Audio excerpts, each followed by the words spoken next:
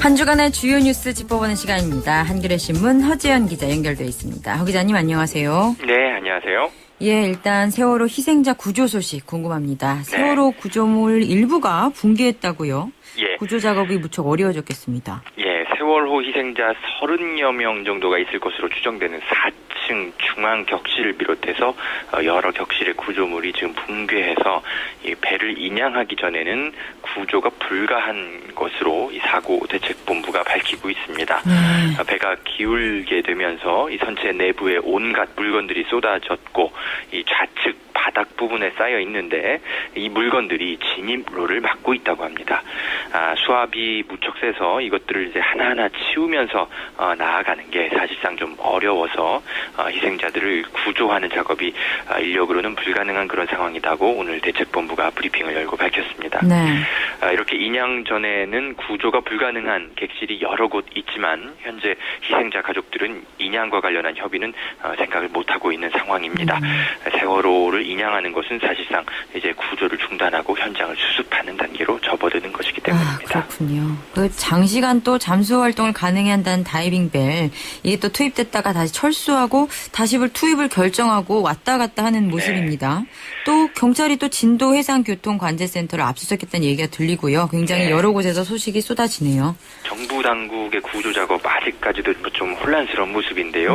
알파 잠수기술공사의 다이빙벨 지난 21일에 실종자 가족의 이제 요청이 있어서 사고 해역에 도착을 했었는데 안전상의 이유로 정부 쪽이 이걸 거부했죠. 그래서 이걸 써보지도 못하고 되돌려졌다가 24일에 재투입이 결정이 됐습니다. 어제 이제 재투입이 결정됐는데 하지만 그 언딘 쪽에 이 바지선을 빼고 다이빙벨을 투입하게 되면 수색이 중단될 수 있다는 의견이 또 현장에서 나오면서 투입을 또 못하고 오늘 오전에 다시 철수했습니다. 희생자 가족들 이 모습을 보고 오열하기도 했는데요.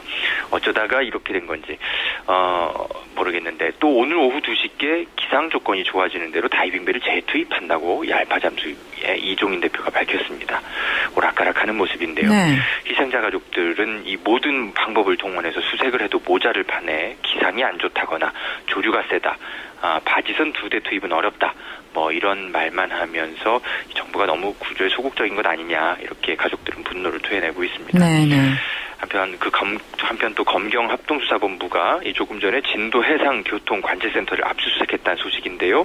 이 관제센터가 세월호가 이 복원력을 상실하고 조류를 따라 떠밀려가는 비상 상황이었지만 18분가량 이것을 발견하지 못한 거를 확인을 했는데 이 업무 태만 등에 대한 수사에 나서고 있습니다. 그렇군요. 또 검찰은 청해진 해운의 전신인 세모그룹의 유병언 전 회장에 대한 수사 벌이고 있잖아요.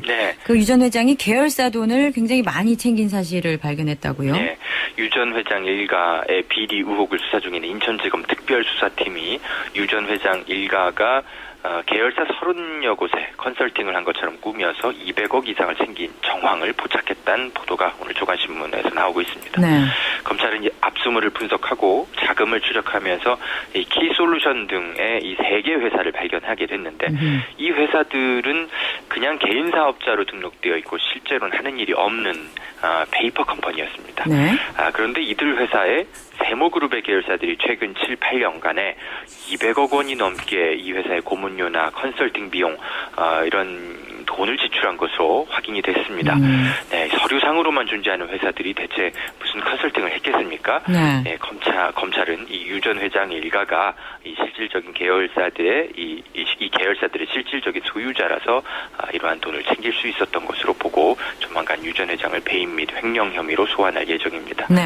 수사팀은 유 전 회장 일가가 측근들을 내세워서 차명으로 관리하고 있는 재산의 규모가 최소 2,400억 원에 이르는 것으로 파악하고 있습니다. 이런 식으로 검찰이 또 해운업계의 구조적 비리 수사로 좀 수사 범위를 넓히고 있잖아요. 그러다 보니까 해운단체 대표들이 줄줄이 사퇴를 하고 있더라고요.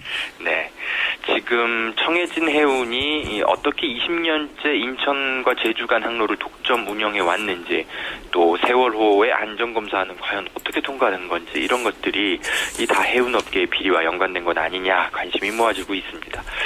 주성호 한국해운조합 이사장이 오늘 사의를 표명했는데요. 해운조합은 2,100여 개의 선사를 대표하는 단체인데 이사장 12명 중 10명이 해수부의 이 고위 관료 출신입니다. 해양수산부의 마피아 본거지라는 눈총을 사던 그런 조직인데요. 이번에 사임한 주성호 이사장도 이 국토해양부 2차관 출신인데 이 해운조합이 정부를 상대로 회원사들의 이익을 관철하기 위한 그런 의도로 영입한 인사가 아니냐 이런 의혹을 받아왔습니다. 해운조합은 또 명절 때마다 해수부와 해경의 간부들에게 금품을 살포했다는 혐의를 검찰이 잡고 지금 수사 중에 있습니다. 네. 또 선박의 안전검사를 대행하는 비영리 단체 이 한국선급의 전영기 회장도 어제 또 공교롭게도 같이 또 사의를 표명했고요. 네, 어른들이 지켜주지 못한 아이들의 목숨들이 바로 이런 어떤 구조적인 비리의 그물들이 엉켜 있었기 때문이 아닌가 싶은데요. 좀 착잡한 마음입니다. 그러게나 말입니다. 그리고 어제 서울시 공무원 간첩 사건의 피의자 유우성 씨 재판이 있었습니다.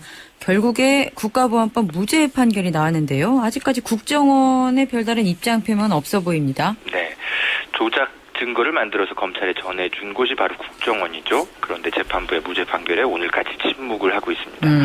국정원 대공수사를 어떻게 개혁하겠다는 것인지 아직도 이에 대한 언급도 없고요. 네. 국민들이 이 세월호 사건에 집중하는 사이에 증거 조작 사건이 이렇게 묻히는 것 아닌가 이런 우려도 좀 나옵니다. 서울고법 형사 7부는 어제 유우성 씨의 국가보안법의 모든 혐의에 대해서 무죄를 선고했습니다.